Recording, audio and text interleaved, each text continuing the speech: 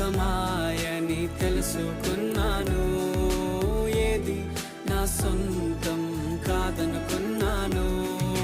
తప్పిపోయిన కుమారుని నేనైతే, నా కొరకై నిరీక్షించే తండ్రి